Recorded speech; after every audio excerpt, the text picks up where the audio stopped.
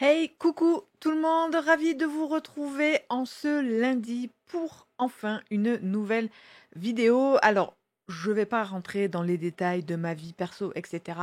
Juste, je m'excuse de vous avoir laissé pendant presque 3 semaines sans vidéo. Je ne compte pas les lives du vendredi, mais voilà, je vais pouvoir maintenant reprendre un rythme normal de tournage de vidéo. Par exemple, là, le lundi, j'ai jusqu'à presque 15 heures pour vous faire, voilà, j'ai le matos pour moi chaque lundi jusqu'à 15 heures, donc ça sera très largement faisable tous les lundis de vous proposer une vidéo. Même chose pour les mercredis et le live du vendredi, donc je pense qu'on va peut-être partir sur un petit rythme comme ça, donc je vais pas m'enjailler, on va pas donner des dates exactes, mais bon, voilà, pour l'instant, la bonne nouvelle, c'est que voilà, je vais pouvoir retourner des vidéos. J'espère que vous allez bien, que vous avez passé un chouette mois d'août. Voilà, on arrive en septembre et donc il était temps que je vous sorte cette vidéo des sorties thrillers du mois de septembre. Encore de belles choses vont arriver. Je vous ai fait une sélection de 25 titres. 25 titres qui m'ont tapé à l'œil à moi, donc susceptibles de me plaire, donc susceptibles peut-être de vous plaire. Je le répète tout le temps, cette liste est non exhaustive, hein, elle ressort de mes propres choix à moi. Évidemment qu'il y a d'autres titres qui vont sortir et comme d'habitude, je vous invite d'ores et déjà à nous signaler en commentaire une sortie que peut-être vous jugez quand même essentielle et que vous voulez rajouter à ces sorties-là. Quoi d'autre à rajouter? Ben rien, juste vous dire que dans la semaine, vous aurez immédiatement une autre vidéo qui sera un gros bilan lecture de mes lectures du mois d'août, avec dedans des coups de cœur et même un presque slip. Donc voilà, je pense qu'elle arrivera mercredi. Allez, sur ce, on y va, on commence tout de suite. Donc voilà, comme d'habitude, hein, je vais zioter un petit peu vers là-bas parce que j'ai un panneau avec toutes les dates de sortie. Donc, 1er septembre, donc mercredi prochain, sortira L'épouse et la veuve, Christian White chez Albin Michel. Ce titre vous dit peut-être quelque chose.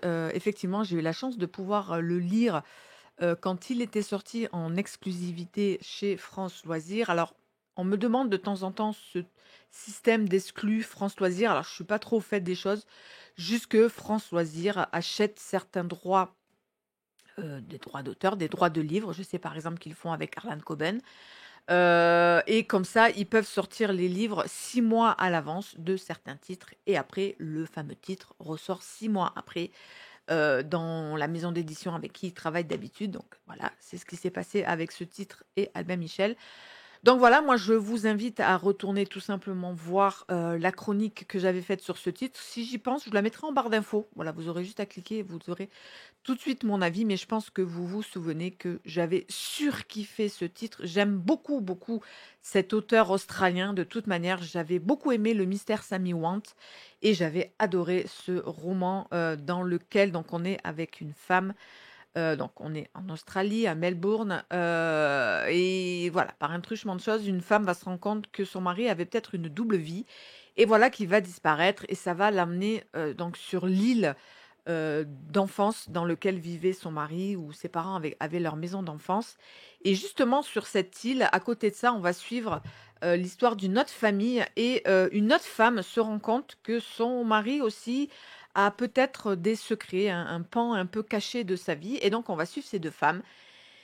Et cet auteur m'a absolument mise sur le cul avec un rebondissement, un genre de rebondissement que je n'avais absolument jamais lu. Moi, j'étais le cul par terre et j'ai surkiffé ce roman que je vous conseille plus.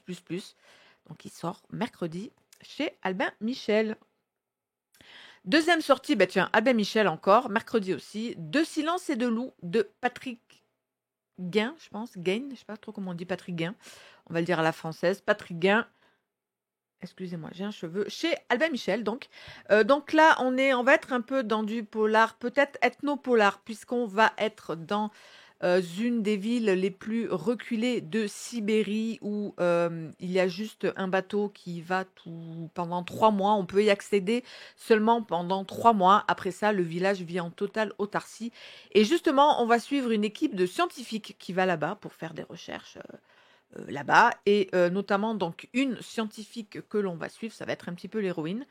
Mais voilà que, une ambiance, étrange va s'installer, dans ce village et il va commencer à y avoir des meurtres et on va se rendre compte en fait que, c'est surtout sur des femmes et on va suivre un peu comme ça, voilà, heu, une espèce de montée en puissance de la violence des hommes, sur des femmes et ça va faire remonter des mythes ancestraux, liés comme ça, à ce village là-bas en Sibérie. Bon voilà, c'est tout ce que je sais à peu près sur ce roman-là.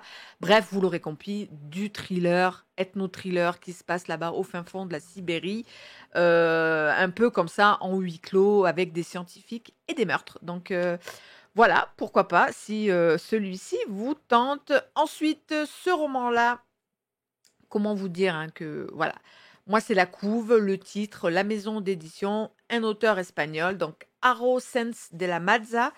Ça s'appelle Le Docile, donc ça sort aussi le 1er septembre chez Actes Sud dans leur collection Actes Noirs.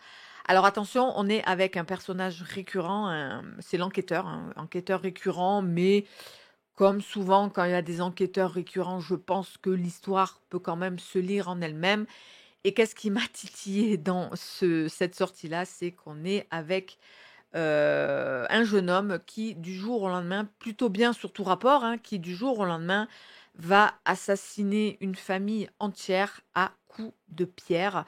Donc les enquêteurs vont se demander quelle a été cette montée, en puissance de cette violence-là et ils vont se rendre compte que c'est toute la ville qui va rentrer un peu comme ça dans un gros mood de violence et ultra-violence. Donc voilà, je n'en sais pas plus et voilà, toutes ces choses-là font que ça me titille un petit peu la couve. Moi, je sais pas pourquoi, j'ai très, très peur à chaque fois de voir des êtres humains comme ça affublés de têtes d'animaux. Voilà, moi ça me suffit à me faire peur. Et donc voilà, moi personnellement, je suis plutôt très attirée par ce titre, d'autant que je trouve que le thriller espagnol, depuis 2 3 ans, a vraiment le vent en poupe. Je sais pas, il propose vraiment des choses très très bien. Et voilà, je suis personnellement très attirée par ce titre. Nous sautons le 2 septembre. Le 2 septembre, donc jeudi, sortira donc la réédition d'un titre dont je vous ai souvent parlé sur cette chaîne.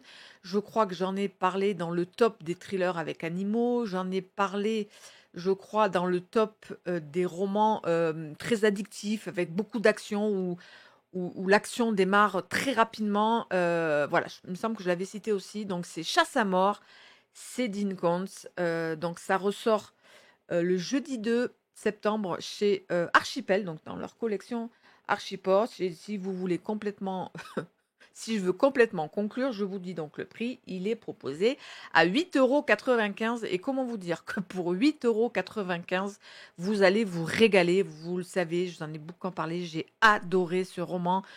Donc l'histoire d'un homme qui a vécu que des malheurs dans sa vie et là on peut plus, il a dit c'est bon, je me casse, je largue tout, je vais m'installer dans une espèce de cabane qu'il a au fond de la forêt. Et un jour, devant cette cabane, un chien, un golden retriever, j'ai du mal à dire ce mot, le golden retriever, bon un golden, va arriver et très rapidement notre homme va se rendre compte que ce golden il a des capacités assez extraordinaires, que c'est pas un chien normal, et malheureusement il va se rendre compte aussi que ce chien s'est donc échappé d'un laboratoire de l'armée américaine et l'armée veut absolument récupérer ce chien et pour ça, ils vont envoyer à ses trousses un deuxième prototype de chien qu'ils ont créé. Mais là, c'est vraiment un chien monstre, vraiment, voilà, un monstre qu'ils ont créé. Et donc voilà, c'est ce roman, c'est la course-poursuite de ce chien, de notre homme. Va s'ajouter à ça une femme qu'ils vont rencontrer pour échapper et à l'armée et surtout à ce chien monstre qui tue tout sur son passage. Et voilà, j'avais adoré. C'est vraiment un thriller très haletant avec beaucoup d'action. Si vous aimez les romans avec les chiens, franchement, n'hésitez pas, il est ultra présent pendant tout le long. Donc voilà, je vous le recommande fortement et je suis très heureuse de pouvoir, voilà, de l'avoir reçu et je suis très heureuse de pouvoir le relire. voilà, je vais m'éclater. Je suis super contente. Et du coup, ce jour-là sortira par contre là en grand format, toujours chez l'Archipel, un autre titre de Dean Koontz, Dévotion. On est encore avec un Golden. Dean Koontz, hein, passion chien, passion golden. Donc là, on est avec une maman qui élève seule son fils qui est autiste, il a 11 ans. Et depuis sa naissance, il n'a jamais dit aucun mot.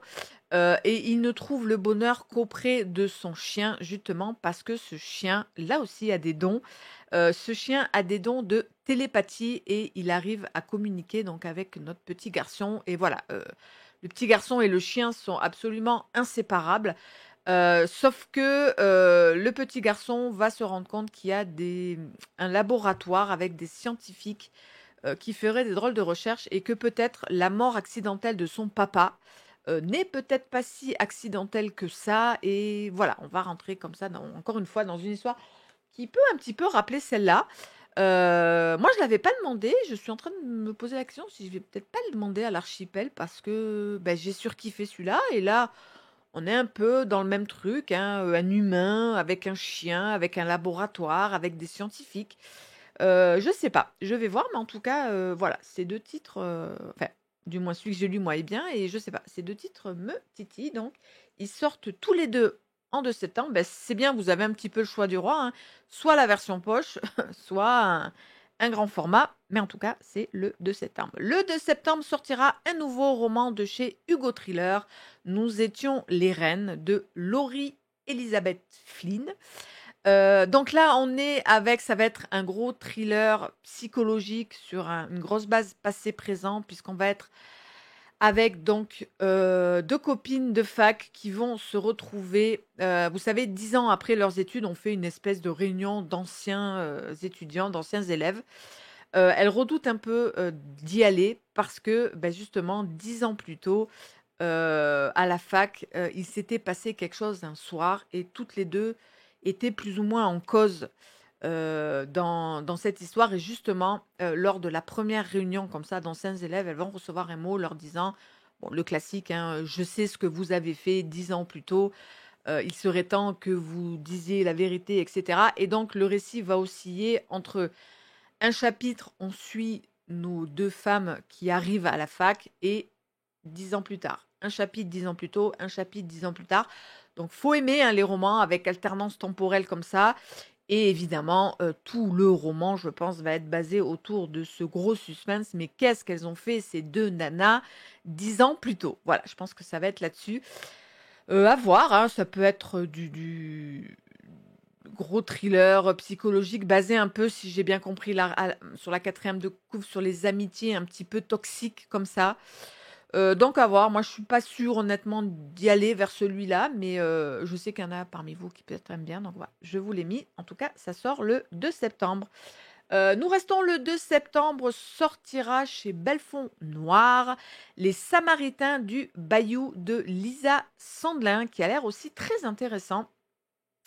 On est donc au fin fond du Bayou, on est avec une femme qui sort de prison après 14 ans de prison, puisqu'en fait, elle avait assassiné, torturé et démembré un des 2 hommes qui l'avait sauvagement violée. Elle avait pris 14 ans pour ça.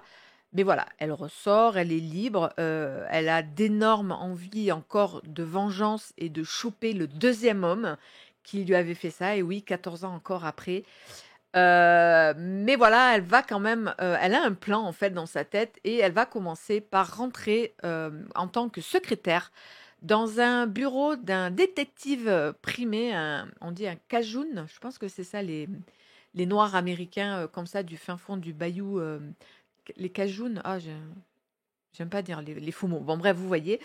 Lui, il est là pour traiter des divorces, des histoires de maîtresse, etc. Et elle va rentrer dans ce cabinet. Voilà, ça va être un couple d'enquêteurs assez atypique. Et elle, évidemment, comme je vous le disais, elle va avoir en tête que de trouver ce 2e homme. Et donc, on va suivre en parallèle, je pense, la vie du bureau de ce détective privé et cette femme qui veut absolument se faire vengeance. et voilà, ça a l'air très intéressant. J'aime la couve est toute simple, mais la simplicité est assez énigmatique et voilà, je crois que je l'avais demandé à Belfond Noir, il me semble. Des fois, je vous dis, on reçoit les catalogues 3-4 mois avant, il me semble que je l'avais demandé, hein, oui, oui, ça m'avait bien tilté déjà à l'époque. Donc voilà, ça sort le 2 septembre, Les Samaritains du Bayou, Lisa Sandlin, il me semble dans mes souvenirs que je n'ai jamais lu cette autrice. Donc voilà, à découvrir.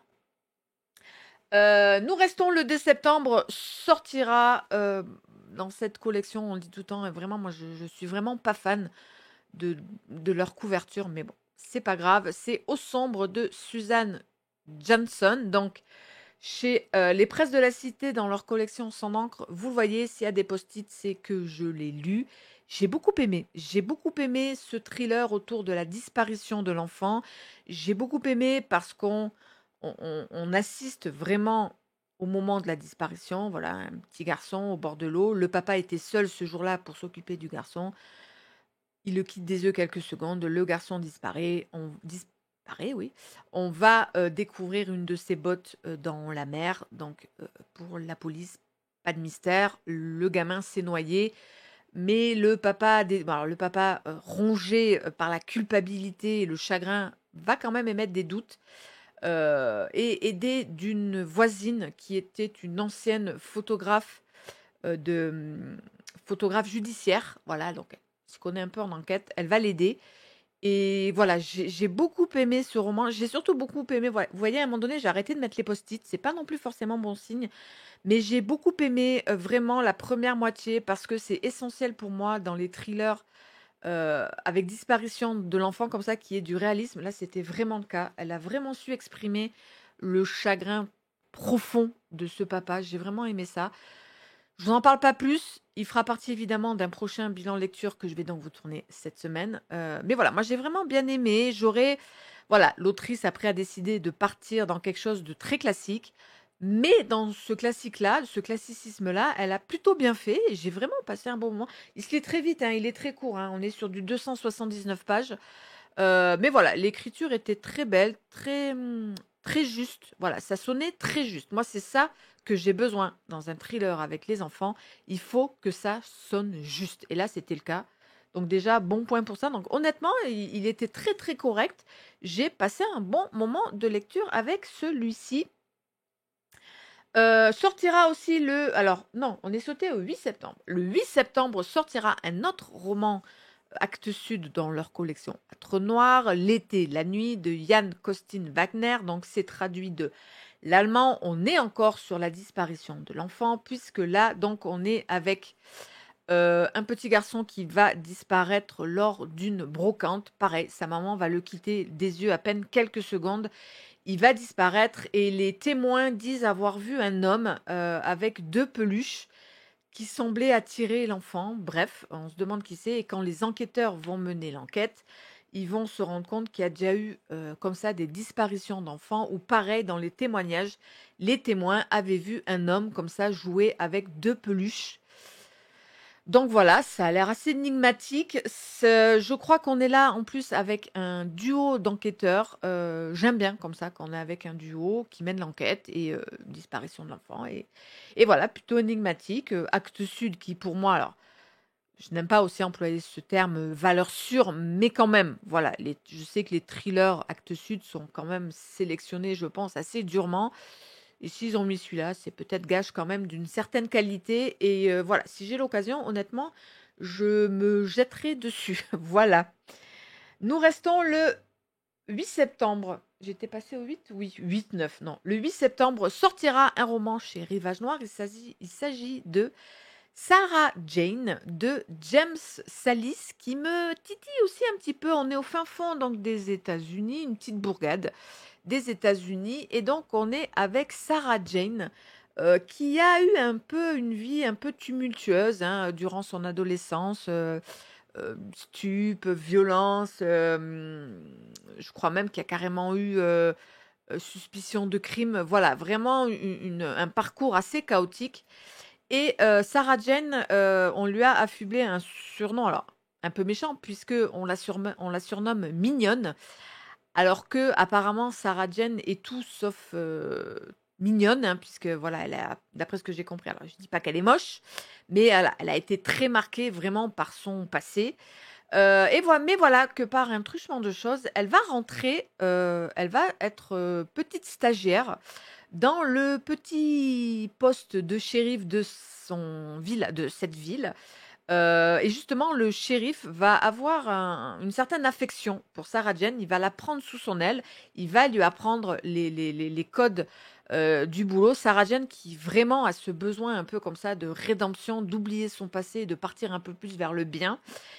Et voilà que ce shérif qu'il a pris sous son aile va être assassiné. Enfin non, il va mourir. On va pas conclure un assassinat, mais Sarah Jane, elle sent qu'il s'est passé quelque chose. Elle va mener l'enquête et ça tombe bien puisque le maire de la ville n'a pas d'autre choix que de nommer Sarah Jane shérif de la ville. Donc voilà, elle va se retrouver shérif et sa première enquête, ça va être justement d'enquêter sur la mort de l'ancien shérif. Et je sais pas, il y a un truc vraiment vieille bourgade américaine. Ce personnage de Sarah Jane, alors, ce qui est toujours compliqué dans ce genre de roman, c'est que évidemment, du moins moi, je fonctionne comme ça. Pour que je kiffe ce roman, il va falloir absolument que j'accroche au personnage de Sarah Jane. Je pense qu'elle va être omniprésente. Et ben, c'est d'ailleurs le titre hein, du bouquin. Donc, si t'accroches pas avec Sarah, voilà, j'espère juste ça. Rivage va me l'envoyer, je suis contente. Voilà, j'espère que je pourrai rapidement le lire, rapidement vous en parler, mais je ne sais pas. Je sens bien, je sais que Rivage Noir aussi, ils sont très très costauds niveau parution, comme ça, de titres, de romans noirs, fin fond américain, ils gèrent vraiment bien. Et voilà, j'ai super hâte en tout cas de lire celui-ci. Nous sautons au 9 septembre, sortira un roman que j'ai la chance aussi d'avoir et vous allez voir que c'est ma lecture actuelle. Donc c'est du thriller taïwanais, donc le sniper, son wok et son fusil. C'est de Shang Kyo Lee et c'est chez Gallimard dans leur collection Série Noire. Donc on est avec principalement 3 hommes. Donc on est avec Wu qui travaille dans l'armée et qui va enquêter. Pareil, son superintendant va mourir, tout le monde va conclure à un suicide, mais lui, il a des doutes. Et aidé de son fils, qui est un hacker en herbe, ils vont mener l'enquête et ils vont être aidés aussi de Alex, qui est un, bah oui, on le voit tout au début, un tireur d'élite. Et par un truchement de choses, il va se retrouver donc à aider Wu et son fils à mener l'enquête comme ça sur ces meurtres transformés en suicide. Et Alex justement qui est alors il s'appelle Alex, il se fait appeler Alex, mais à la base il a un nom aussi chinois, hein, je sais plus son vrai nom, mais il est aussi lui asiatique. Et il manie bien, lui, la poêle et voilà, dès qu'il peut, il fait du riz sauté. Donc, je pense que la cuisine va être assez présente dans ce roman. Donc, voilà, un roman un peu. Alors, pour l'instant, ça va, je trouve pas trop loufoque. Par contre, très. Alors, j'aime pas dire qu'il y a des livres pour filles, des livres pour garçons. Mais honnêtement, là, c'est très garçon-garçon. Voilà, on est avec ces 3 personnages masculins. On est dans la thématique de l'espionnage, des tireurs d'élite, de l'armée. Il y a un côté très, très sévèrement burné. Je suis pas sûre qu'il y aura beaucoup présence de femmes là-dedans. Bon, après, voilà, c'est pas. J'ai lu le contraire. J'ai lu des romans qu'avec des femmes, je n'avais pas fait la remarque. Donc, pourquoi je ferais la remarque quand il n'y a que des hommes? Mais je l'ai remarqué. Vous voyez ce que je veux dire? Donc, je me permets de le dire quand même. C'est assez sévèrement burné pour l'instant. Bon, on va voir. Ça passe bien. Franchement, j'en ai lu 90 pages. Ça se passe super bien. Ça part pas dans du gros loufoque comme j'ai eu peur. Et les 3 personnages sont très attachants. Et donc voilà, ben, je vous en reparle aussi dans un prochain bilan lecture. Nous restons le... Non, pas du tout. Nous sautons, oulala, le grand saut. Le 16 septembre sortira Le passager sans visage de Nicolas Beuglet chez Exo Éditions. Donc, il s'agit du 2e tome des enquêtes de ce personnage que je vais oublier le nom. Donc, il s'agit de la jeune femme que on avait vue dans le dernier passage. Je crois que c'était ça le titre. Donc, son précédent à Nicolas Beuglet, hein, le dernier passage. Donc, où on retrouvait une nouvelle héroïne. J'avais plutôt bien aimé cette héroïne. J'avais beaucoup aimé, de toute manière, le précédent. Donc voilà, je sais que XO m'a proposé de m'envoyer alors, deuxième tome. Je sais pas si on peut parler de deuxième tome, mais en tout cas, si je pense, parce que d'après la quatrième de couve, on va donc repartir avec notre enquêtrice qui a quand même, on sent, un passé quand même. Et justement, dans ce deuxième tome, son passé va être assez présent. Donc, je pense qu'il serait peut-être judicieux de lire le précédent. Ben, pareil, je vous mettrai en lien si vous voulez ma chronique du tome 1. Je crois que c'est le dernier passage de Nicolas Beuglet. Donc, en tout cas, moi, j'ai très très hâte de lire ce plus ou moins tome 2 avec donc cette nouvelle héroïne créée par l'auteur. Ça sort le 16 septembre. Nous restons le 16 septembre, sortira le nouveau roman de Paula Hawkins, Celle qui brûle, que j'ai la chance d'avoir. Alors, je vais être honnête, je l'avais commencé, j'avais lu 20 pages. Je sentais qu'on allait partir de toute manière. Moi, je connais très bien cette autrice, j'ai lu tous ses livres. Je sais que elle propose vraiment du thriller psychologique avec un rythme assez lent. Et là, honnêtement, pour me relancer dans mes lectures, j'avais pas forcément envie d'aller vers ce genre de roman-là, qui fait quand même 350 pages. Mais voilà, je sais que certains m'ont aussi demandé mon avis. Moi, je rappelle, hein, je suis de la team qui a surkiffé La fille du train. J'avais bien aimé aussi son précédent. Moi, j'aime bien cette autrice qui prend son temps, hein. Elle a sorti 3 romans en 6 ou 7 ans. Oui, je crois, ça on est à peu près là, hein, pour La fille du train, 7 ans. Donc j'aime bien, moi, ces auteurs qui prennent leur temps comme ça. Et voilà, j'ai hâte de lire ce roman où il va y avoir un meurtre d'un jeune homme et ça va mettre en cause 3 femmes. Carla, donc sa tante, Myriam, sa voisine, c'est elle qui a découvert le corps, et Laura, la femme avec qui la victime avait passé sa dernière nuit. Donc voilà, sous le prisme de la mort de cet homme, on va suivre l'histoire de 3 femmes. Voilà, Paula Hawkins, c'est vraiment team femme. Elle met énormément les femmes en avant dans ses romans. Je rappelle que dans La fille du train, elle avait quand même mis en personnage central une femme euh, alcoolique. Voilà, je trouvais plutôt ça bien de montrer ça. Et voilà, j'ai quand même hâte de le lire. Il faut juste que je chope le bon moment. J'espère que, de toute façon, ça va arriver dans les jours qui viennent. Parce que j'aimerais quand même proposer ma chronique avant le 16 septembre. Voilà, pour le nouveau Paula Hawkins. Et le 16 septembre sortira aussi, donc comme tout à l'heure, je vous parlais de France Loisirs, Le Serment de Arttu Tuominen, donc que j'ai lu moi il y a 4-5 mois chez France Loisirs. Rappelez-vous, la couve, c'était au fin fond d'une forêt, une maison rouge comme ça. J'ai adoré ce roman qui sort donc le 16 septembre aux éditions de La Martinière. J'ai adoré ce roman basé sur un énorme jeu passé-présent puisque on va suivre un flic. Il va aller sur le lieu d'un crime et bim, il s'aperçoit qu'il connaît la victime. Merde, c'est un ancien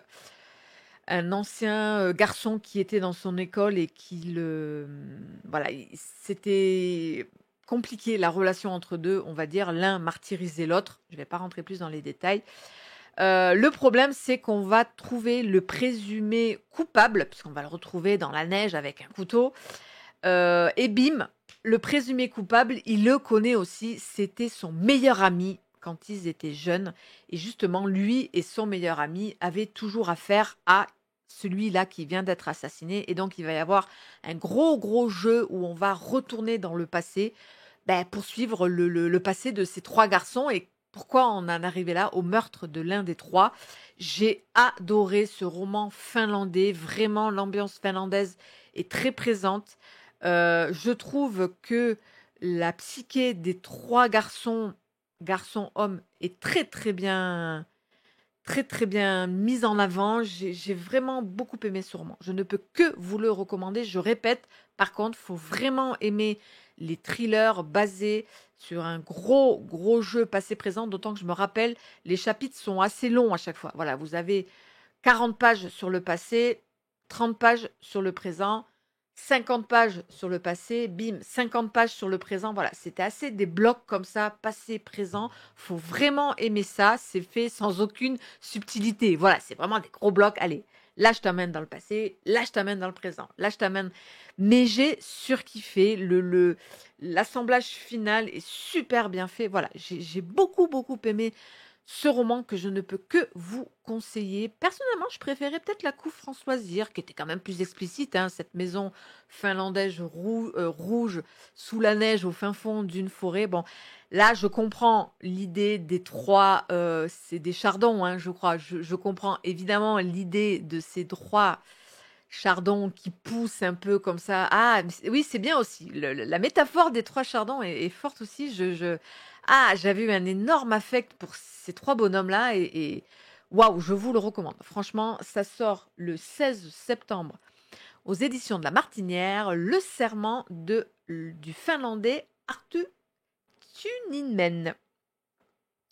On continue donc dans nos sorties. Nous sautons le 22 septembre. Et le 22 septembre sortira un recueil de nouvelles de Joe Hill. Drôle de temps. Donc, recueil de nouvelles qui sortira chez JC Lattès. J'ai reçu la réponse. Ils vont me l'envoyer. Je suis ravie.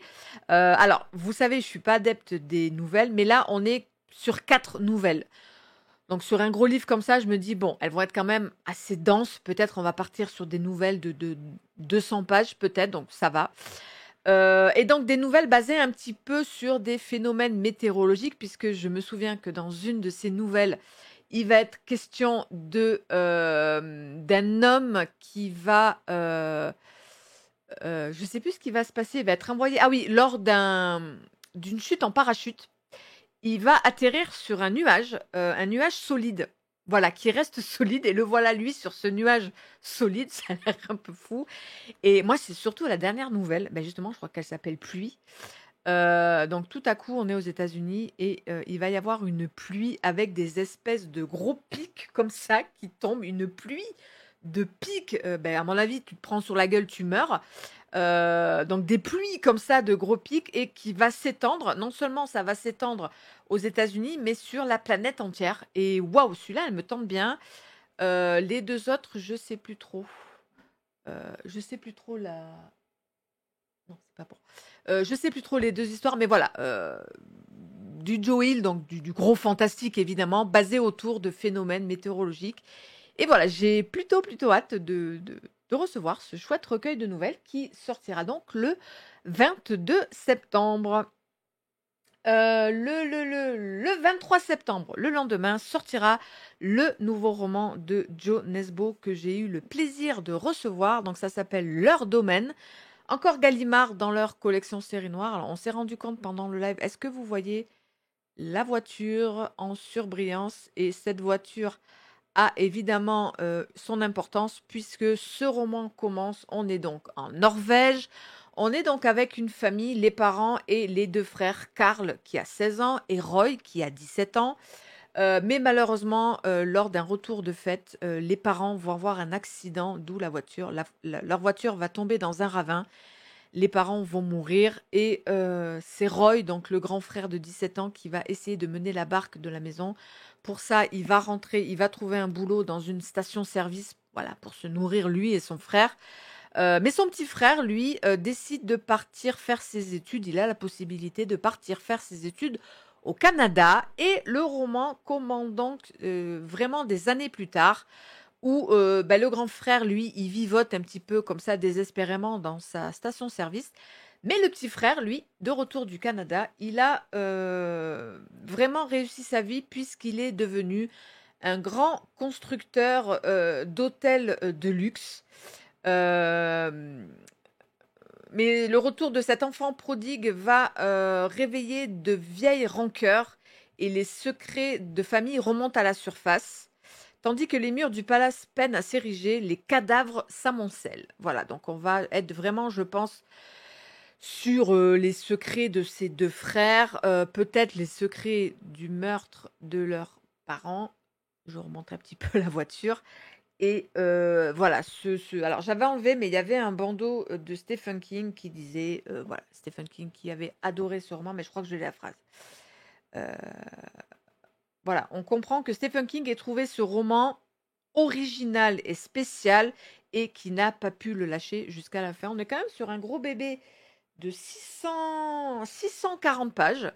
Donc voilà, du gros roman noir norvégien. J'ai jamais lu Jo Nesbø.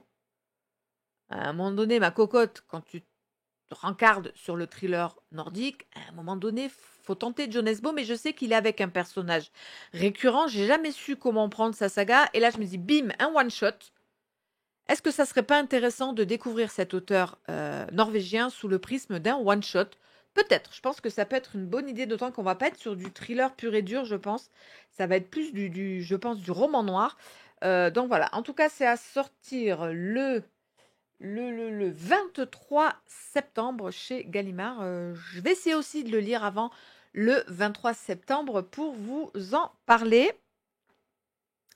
Le 23 septembre sortira aussi le nouveau roman de Peter James. Je sais qu'il a aussi des fans voilà, qui suivent chacun de ses titres. Là, on est avec La mort de Lorna Belling. Donc, on est avec une jeune femme qui sent que voilà, elle est prête à se marier, mais elle sent que ça va pas le faire avec son futur mari. Et elle va faire la connaissance d'un homme via les réseaux sociaux. Et avec lui, c'est tout le contraire. Tout se passe bien. Euh, voilà, il la met en avant, en adoration, etc. Voilà, ça, on n'en sait pas plus. Et le roman commence où on va retrouver une femme morte dans une baignoire.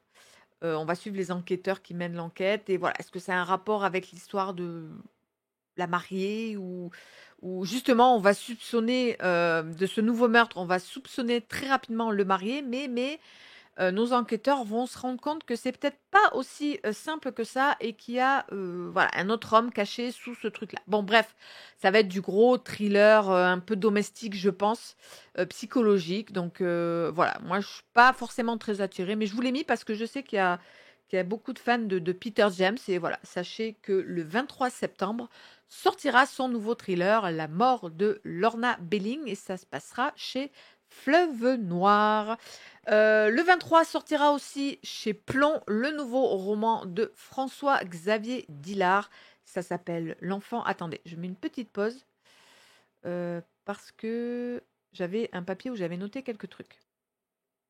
Voilà, de retour, parce que j'avais fait un petit post-it pour ce titre-là. Donc, pour pas dire de bêtises. Dans ce roman-là, François-Xavier Dillard va s'attaquer à la thématique assez un petit peu taboue du néonaticide. Alors, le néonaticide, c'est le meurtre. Attention, on n'est pas sur la thématique de la mort subite du nourrisson. Ah non, là, c'est vraiment le meurtre d'enfants à peine nés. Voilà, c'est souvent aussi le néonaticide et souvent aussi un infanticide. Alors, de la mère, matricide? Non, ça c'est quand tu tues ta mère. Donc un infanticide, mais fait souvent par la mère. Bon, donc là on est sur un néonaticide et on va être avec un... On suit un papa. Alors je sais pas trop l'histoire, ce qui s'est passé. On est avec un papa qui a créé une association justement pour aider ces mamans qui sont en difficulté avec leur bébé, qui sont un peu en dépression postpartum, et justement pour éviter qu'il y ait des néonaticides, il a créé cette association pour les aider. Lui-même, voilà, la maman n'est plus là, on sent qu'il y a eu un truc.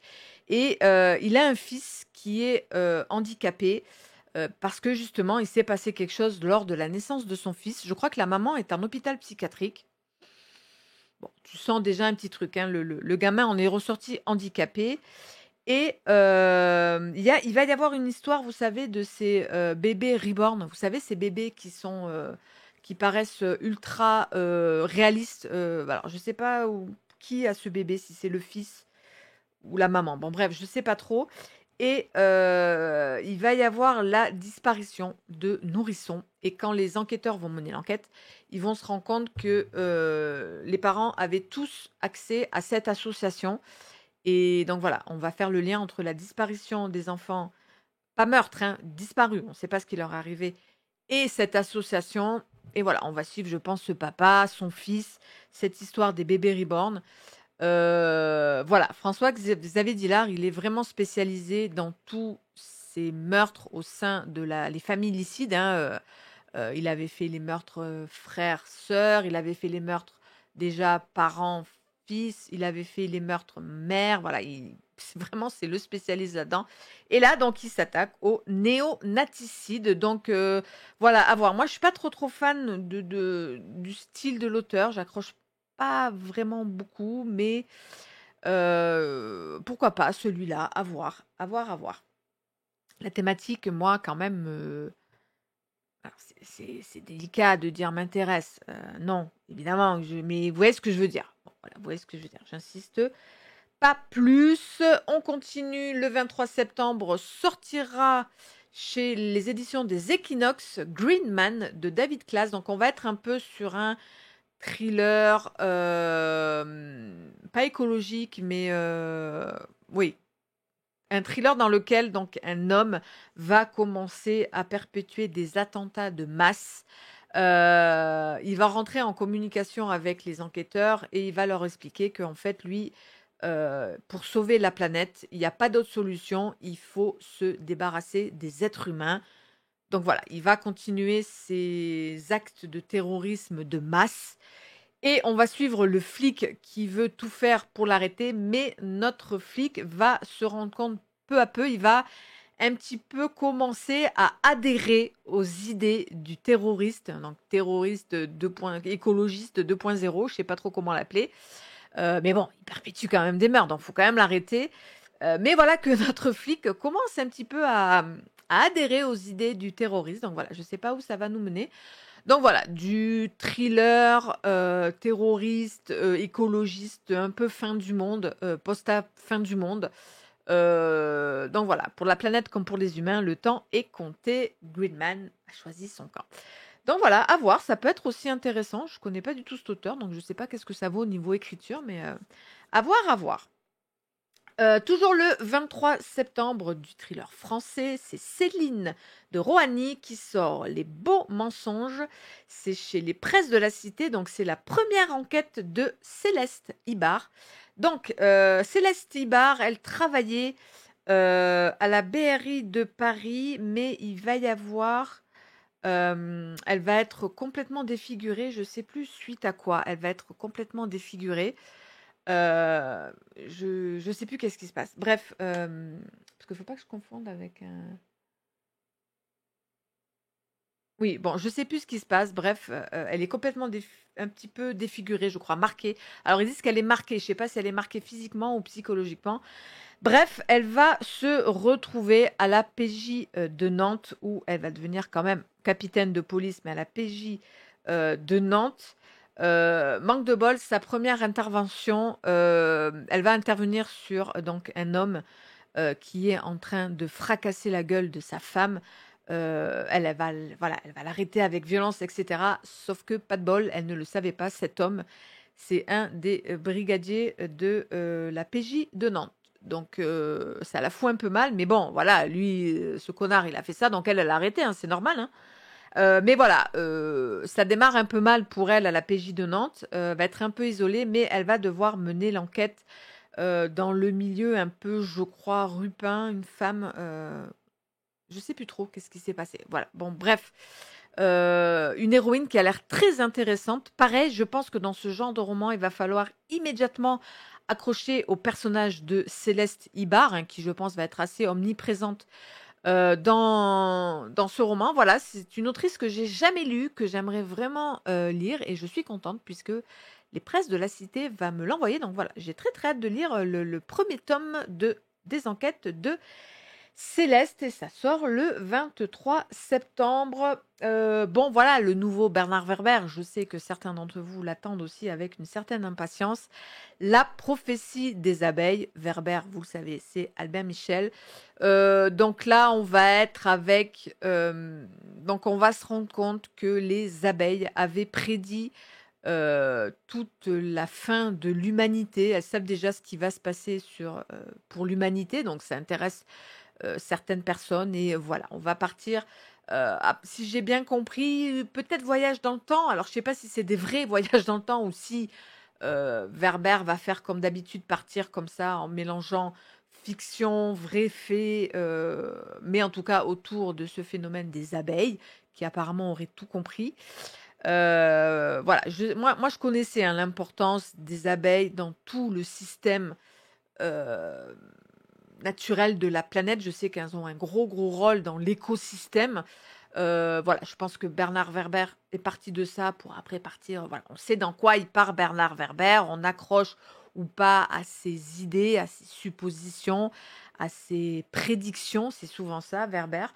Moi, déjà, je sais que Bernard Werber, j'accroche énormément à son style. Il n'y a pas de souci. Et moi, je passe toujours un bon moment de divertissement.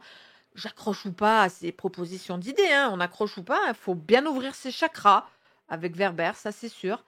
Mais j'aime bien l'idée de se baser sur des vrais trucs, des vraies expériences, des vrais faits historiques. Et voilà, moi je sais que je passe toujours un super temps avec cet auteur. Est-ce qu'on continue encore? Oui, on en a encore 3, je crois. Donc, sortira le nouveau roman Trompe-l'œil de Anne Hancock. C'est chez encore Albin Michel. Donc là, on va partir sur un jeune garçon qui, donc ça se passe au Danemark, qui est fan de, je vais plus me rappeler le nom, il est fan de ces illusions d'optique où tu as l'impression de voir un visage sur les objets. C'est un nom, je sais plus très bien. Il est dit dans la 4e de couve. Sauf qu'un jour, il va voir apparaître des visages sur la porte d'une grange où il va y avoir des meurtres. Et donc, les enquêteurs de ces meurtres vont s'intéresser à ce petit garçon qui a vu le visage. Et donc voilà, on va partir là-dessus. Moi, j'avais pas lu son précédent, qui avait eu son petit, il y a le mot fleur, fleur de cadavre, fleur de cadavre, je crois, qui avait eu son beau petit succès. Donc à voir, pareil, si j'ai l'occasion de la lire. Ensuite sortira le 29 septembre, Dernier cri de Cara Hunter. Donc on retrouve, c'est chez Hauteville, on retrouve le couple d'enquêteurs Héloïse et Eric, je crois que c'est ça, qui mènent l'enquête et qui, voilà, depuis plusieurs tomes, c'est surtout aussi là autour de la thématique de la famille. Là, on est avec une jeune fille qui va se faire enlever en pleine rue. On va lui mettre un sac comme ça, elle va se faire enlever, elle va être séquestrée pendant plusieurs jours. Voilà, j'en sais pas plus de ce qu'elle va subir dans cette séquestration. Elle va réussir à s'échapper ou elle est libérée, je sais plus. Je crois qu'elle arrive à s'échapper. Mais voilà que quand on va l'interroger, elle ne va donner aucun détail. Elle va vouloir, voilà, elle veut pas participer au fait de retrouver son agresseur et on dirait même qu'elle veut protéger l'identité de son agresseur. Et du coup, les enquêteurs en sont certains, l'agresseur ne peut être que quelqu'un de son entourage vu qu'elle le protège. Et le roman commence où il va y avoir une deuxième fille qui va disparaître. Voilà, une deuxième adolescente. Donc voilà, à voir. Ça peut être aussi du thriller plutôt intéressant. Moi, dans son dernier, j'avais pas forcément accroché au style, donc je sais pas. Honnêtement, je sais pas si j'irai vers celui-là. Moi, je pense pas. Je pense pas, mais voilà. En tout cas, sachez qu'il sort le 29 septembre. Et enfin, le 29 septembre sortira le nouveau roman de Cédric Cyr, La Saignée. Là, on est sur un gros thriller maintenant réaliste, hein, vous le savez, aka Cyr Cédric, hein, donc Cédric Cyr, aka Cyr Cédric, il a changé l'ordre. Il a changé d'ordre parce que voilà, il a aussi changé sa manière d'écrire. Il a absolument quitté maintenant le thriller fantastique pour venir sur du thriller pur et dur, comme il avait fait avec Vindinka. Et donc, dans ce roman, on est avec... mince, comment ça commence? Oui, on est avec une ancienne championne de boxe, Héloïse. Non, donc, je me suis trompée dans le 40 heures. C'était pas Héloïse et Eric, les deux héros. Je sais plus leur nom. Adam, je crois. Adam et je sais plus. Non, parce que Héloïse et Eric, c'est là. Donc, on est avec Héloïse qui est une ancienne championne de boxe et qui va subir aussi, je crois, quelque chose. Bon, bref, je sais plus. Elle va subir aussi quelque chose. Et du coup, elle va devenir un peu garde du corps. Et en parallèle de ça, on va suivre Eric qui, lui, mène l'enquête sur un site internet qui s'appelle La Saignée.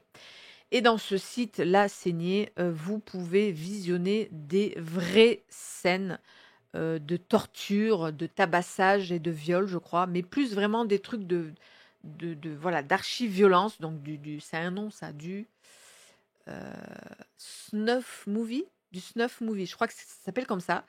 Et donc voilà, on va suivre Héloïse et Eric. Je pense que leur parcours vont se croiser. Donc voilà, hein, toujours le petit phénomène, hein, je pense, hein, la sortie du nouveau Cédric Cyr, lui aussi, je pense qu'il a sa fanbase qui attend son nouveau roman avec impatience. Alors moi, le précédent, Vindinka, j'avais bien aimé, mais c'est resté du thriller. Je me rappelle absolument pas l'histoire, voilà, pour vous dire. C'était vraiment du thriller très addictif, très page-turner, voilà. Vraiment, par contre, si on peut pas enlever ça à Sir Cédric, c'est vraiment le côté ultra addictif. Si vous voulez vous sortir d'une panne de lecture, lisez un Sir Cédric. C'est ultra addictif, mais c'est aussi le genre de thriller où il en reste pas grand-chose. Honnêtement, moi, 3 jours après, j'avais déjà oublié. Mais sur le coup, ça reste vraiment un plaisir de lecture. Donc, à voir avec La Saignée, donc, qui sort le 29. Et j'en ai terminé donc avec ma petite sélection de thrillers à sortir au mois de septembre. Donc, je rappelle, n'hésitez pas à rajouter des titres si vous pensez que j'en ai oublié certains. Il y a certains, j'ai fait exprès de les oublier parce qu'ils ne m'intéressent vraiment absolument pas du tout. Donc, je me suis permis de ne pas les mettre. Sauf si c'est vraiment des grosses sorties. Même si elles ne m'intéressent pas, je vous les mets quand même. Et puis, n'hésitez pas à nous dire aussi si certains de ces titres vous hype, si d'autres vous hype moins. Si vous avez eu l'occasion d'en lire certains, dites-nous en quelques mots déjà si ça vaut le coup ou pas. Voilà, j'espère que cette vidéo vous a plu. Moi, je vais retourner rapidement à la lecture de mes romans. Et donc, je vous tourne, je pense, pour mercredi ou jeudi, un gros bilan lecture. Et je vous annonce aussi d'ores et déjà que le live de vendredi soir, ici sur YouTube, sera un live spécial. Ah merde, comment on dit? Je trouve pas. Bilan. Le bilan du Pay Ton Slip. Moi, je crois que je vais arriver à peut-être 21 lectures. Je pense que je suis loin de ce que j'avais visé. Je crois que j'avais visé 30. J'en aurais lu 21. C'est déjà pas mal. Donc voilà, vendredi prochain, on fera un spécial bilan Pay Ton Slip et aussi un spécial, puisqu'il y a 3 semaines, on avait fait un spécial votre coup de cœur de l'été. Ben là, on fera votre déception de l'été. Voilà, ça se passera vendredi soir, ici à 20h30. En attendant, je vous laisse avec cette vidéo-là et je vous retrouve mercredi ou jeudi pour un bilan lecture. Je vous souhaite un excellent lundi, une excellente semaine et je vous dis à très vite sur la chaîne. Bye bye!